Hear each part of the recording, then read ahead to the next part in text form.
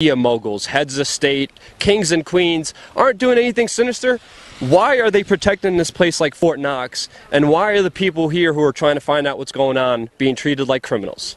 And they touch my balls and all that things, you know, really nice. They can't, it's closed, they said. Yes, I asked why, and they said we can't give any information, that's all we know from the police. And I said we have a hotel room up there, and then they said, yeah, there's nothing he can do. It's not okay that they close down this route. It's an official route. I called the police, they told me it's official. It's not private. It's illegal what they are doing here. Das ist illegal, tut mir leid, meine Herren. Das ist eine öffentliche Straße. Being followed by the cops. Always. Or probably just random. Most likely random. We were gonna make it look like it's a conspiracy on our YouTube channel. Look how dangerous we are. The cops are following us. Look at this. So, we're still being followed by the cops, which means my first premonitions are correct. I was right. So what is really going on in these meetings? Well, all weekend I'll be in Chantilly, Virginia, covering the Bilderberg Group. Every year, about 130 of the world's most powerful elite players in banking, mining, oil, food, media, and defense and politics meet in secret behind closed doors without any official press coverage. By the way, where's the Bilderberg press release? We're waiting for an official statement from the Bilderberg Group, and so far we haven't got it. There's no press releases, there's no official attendee press release out there, so no one really knows who it is that attends or what they're talking about. It is violation of federal law, the Logan Act to be specific. You get $10 for the first cop who can tell me what the Logan Act is. There's an act called the Logan Act, which says that you cannot meet with foreign diplomats without congressional oversight. It says that any citizen of the United States without authority of the U.S. carries on any correspondence or intercourse with a foreign government or any officer or agent thereof with intent to influence the measures or conduct of any foreign government or to defeat the measures of the U.S. shall be fined or imprisoned not more than 3 years. So that's what the majority of people seem to be saying out there, Liz, is that this is that, you know, they think that the State Department has been bought out by lobbyists, foreign diplomats, and corporations, really, who are making the decisions that affect everyone. When you're discussing foreign policy, you're talking about manipulating the prices of oil, the price of gold. When you're trying to select presidents and prime ministers and these sorts of things, it has to be done in secret, because these are the things that the people are not necessarily for. Good works are done in light, so what's done in darkness needs to be brought to light, and something like this, like the Bilderberg meeting, should be exposed, and it's up to us, citizen media, to be out here and expose this. While Bilderberg attendees were questioned by independent journalists about what really goes on there, they completely skirt the issue or even deny having attended in some instances. What was your business meeting at the Bilderberg meeting, and how come there's no press there? Can you please answer that question, sir? I just want to talk about Bilderberg. I should ask the Bilderberg people. But you attended the Bilderberg yourself, sir. I did. How do you think being a part of the Bohemian Grove and Bilderberg Group has affected you being chairman of the Fed? Bohemian Grove? I was never a member of the Bohemian Grove. It says you attended, but the Bilderberg Group? But what happened at the Bilderberg meetings? I classify this as being I think I vaguely recall I went to one. I'm not a member of the Bilderberg Group.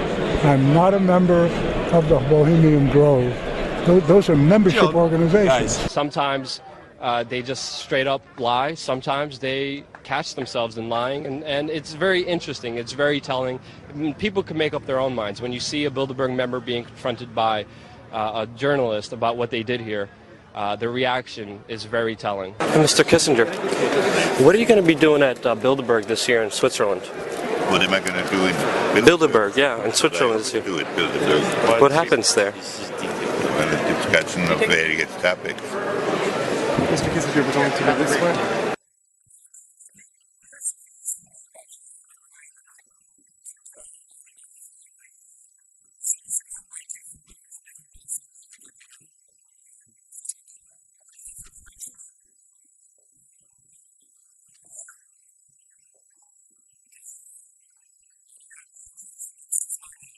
And what these people say when they're confronted by independent journalists, you know, what was said there, what do you guys do there? They just say, oh, well, we just meet and talk.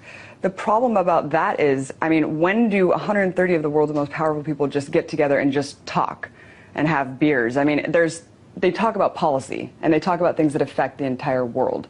Our news organization actually ran into Bill Clinton, and he said you invited him to the 1991 Bilderberg Group meeting. Yeah, I did. I mean, there's no press coverage. You have international elites in banking, media, corporations, and press meeting in secret, and everybody calls it a conspiracy, and it never happened. Well, it's not a conspiracy. I've been going since 1969. What happens? We have a discussion. There's an agenda, and we discuss it. Barack Obama and we put out a report. And why is there no press coverage of something so important? Because we don't want any press coverage.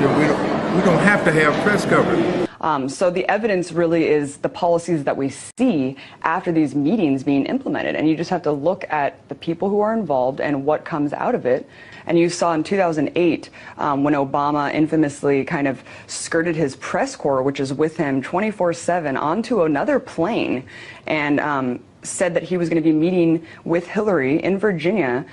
Robert, why were we not told about this meeting and that the senator wouldn't be on our flight until the doors were shut and we were about to taxi to take off? Again,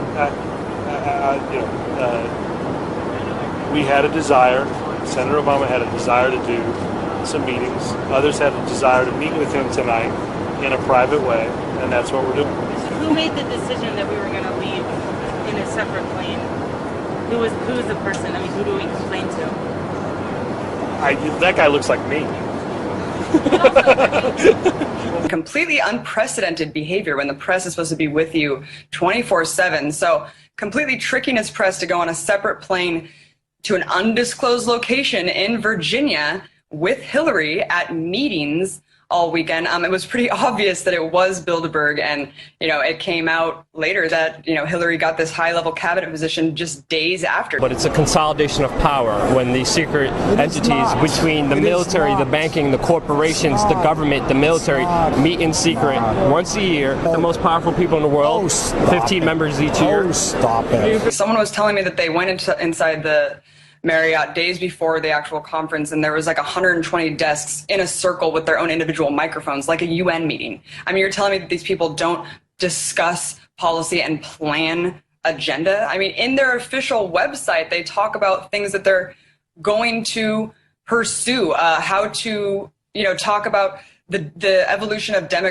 democracy across the world, cyber terrorism. I mean, these things we know there's going to be agenda that comes out of them. What else would they be doing there, and why is it so secret? The world is simpler. I believe the world is simpler than you think. And the things that you don't like in the world are usually explained by stupidity.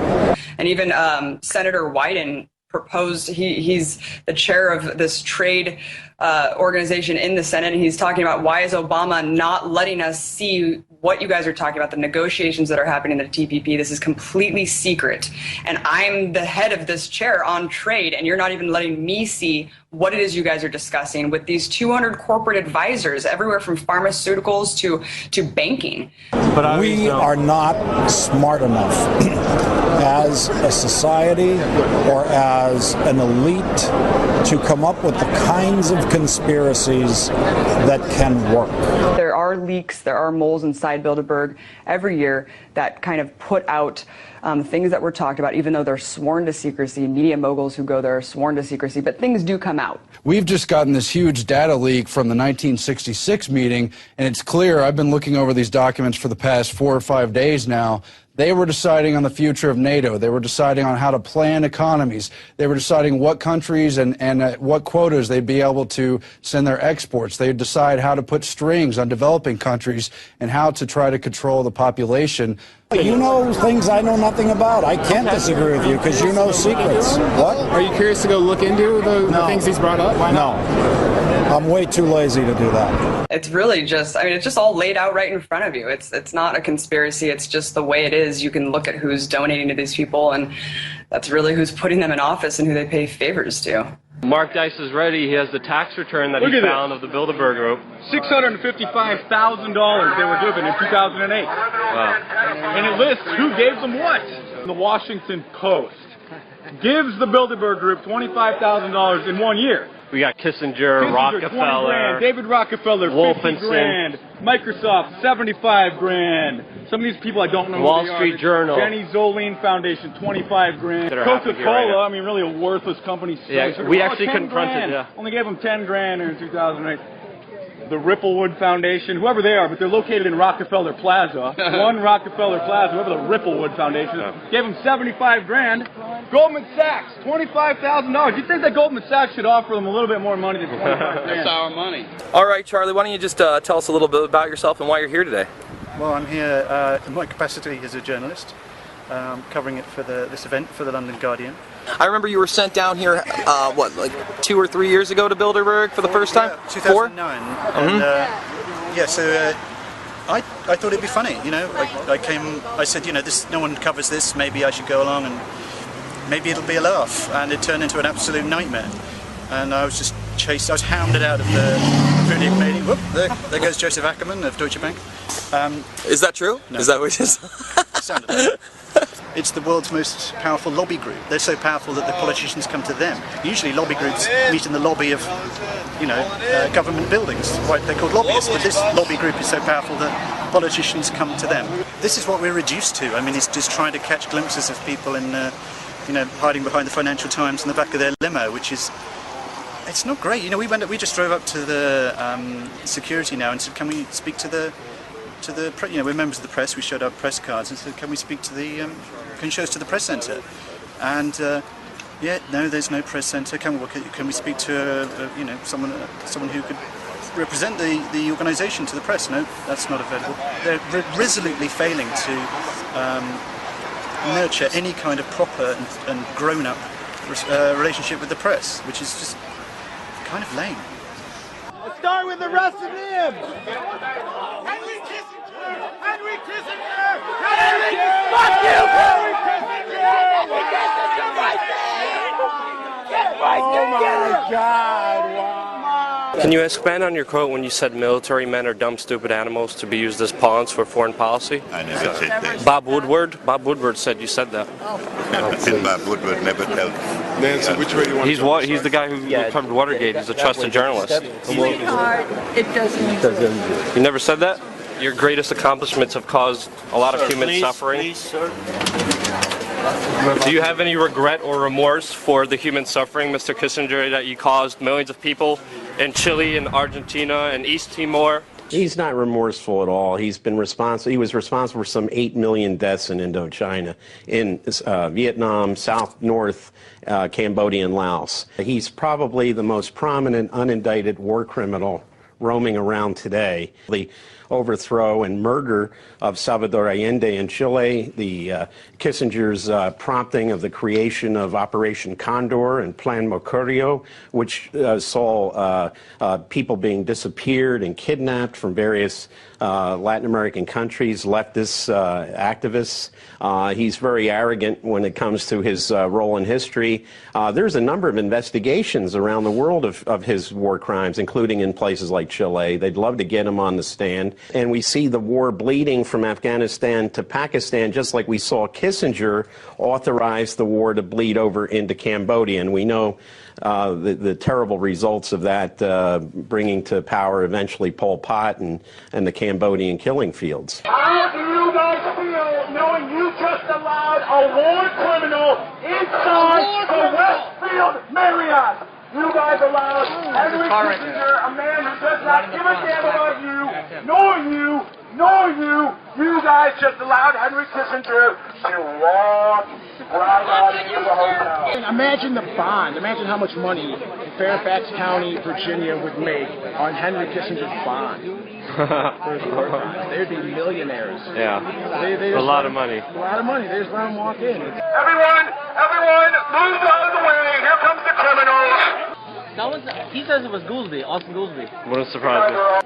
We are here for the same reason as you. You are here to provide for your families. We are here to fight for the future for our families. This is what I mean. We are one. We all are well-intentioned. So please talk to us. There is no reason to treat us as enemies. These people, instead of helping their fellow man, helping them the food, the things that people need to survive, food, water, clothes. If you guys are just going to stand around and do nothing, please read Rockefeller Foundation documents.